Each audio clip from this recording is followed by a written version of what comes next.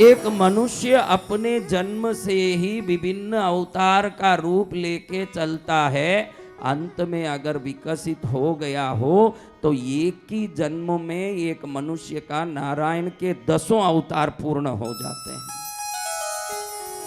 सही है ना बात? सत्य वचन गुरुदेव। आपने ये सोचा नहीं होगा कभी, तो आज सोचने के लिए एक अवसर देता हूँ कि पेट में माँ के पेट की पानी में जब रहते हैं वो पानी का घड़ा नहीं फूटता है जब तक हम मछली की तरह उसमें तैरते हुए मत्स्य अवतार प्रथम अवतार में तो आ ही जाते हैं। आते हैं कि नहीं मेरे बच्चों? फिर देखो राम की तरह हम भी व्यतीत होते हैं। कई लोगों की पत्नियां भले ही लंका में जाके रावण के कैद में नहीं बैठे हैं, खुद ही जाके पियर में बैठ के राम को भटकाती है। हाँ, खुद ही जाके पियर में बैठ जाती है, ये मेरी सीता कहाँ, मेरी सीता कहाँ, भटकता रहता है बेचारा। इतना फर्क है कि हमारे इस जो मन की जो कुसंस्कार है, इसको आज के कोर्ट केस और आज के कानून व्यवस्था ने और भी खराब कर दिया। क्योंकि ये कानून व्यवस्था कहता है पसंद नहीं है तो रिश्ता तोड़ लो। उस समय में रिश्ता जुड़वाने के लिए एक हनुमान जी थे उस राम अवतार में, आज रिश्ता तोड़वाने के लिए कोर्ट और केस हैं। ये गलत काम हुआ है।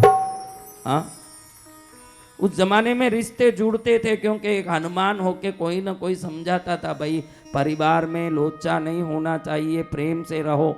माँ बाप डांटते थे तो बेटा बाप के डर से भी बहू को वापस घर में लाके रख लेता। बेटियों को भी उनके परिवार वाले कहते आखिर शादी करके दे दिया तो तेरा घर वहीं है, हमारे घर में मत आ। आजकल तो बेटी के बाप ही कहते तू चिंता मत कर, हम हैं। आजकल खुद ही कहते हैं हम हैं, तू चिंता मत कर। जिसकी बेटी का बाप ऐसा कहेगा तू चिंता मत कर, हम हैं, वो क्यों जाएगी बाद में ससुराल? क्यों जाएगी?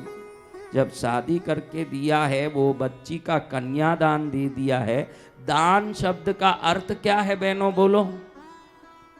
आप कभी बेटी घर आए तो उसका पक्ष मत लेना, क्योंकि आपने उसका दान कर दिया है। दान किए हुए वस्तु का अधिकार जमाए, उसने दान झूठा किया है, वो पापी है। तूने कन्यादान किया है। क्या किया है? कन्यादान। कन्या का दान क्या, किसी भी वस्तु का दान किया। दान दिए हुए वस्तु पर तेरा क्या अधिकार है महाराज? है अधिकार? है क्या अधिकार?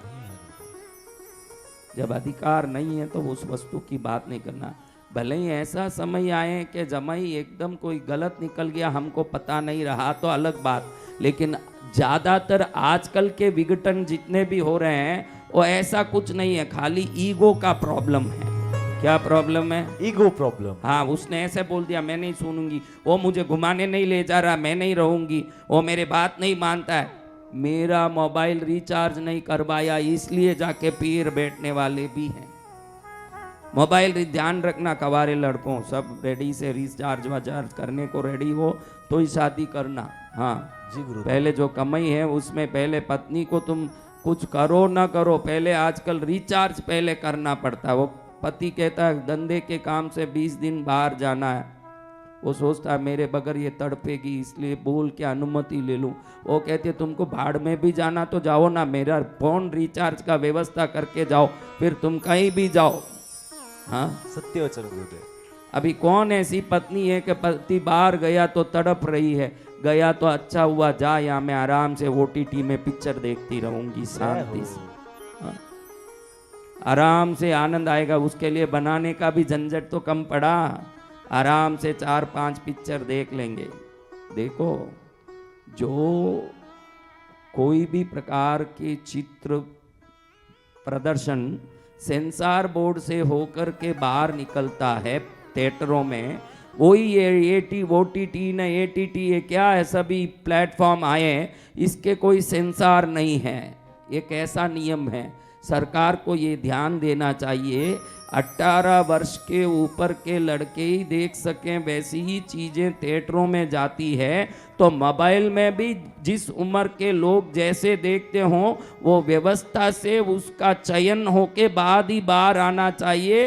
ये गंदगी बगैर कोई रोक टोक अगर मोबाइल में आ रही है, छोटे छोटे 6-5 साल की बच्चियों का बलात्कार इसी कारण से हो रहा है।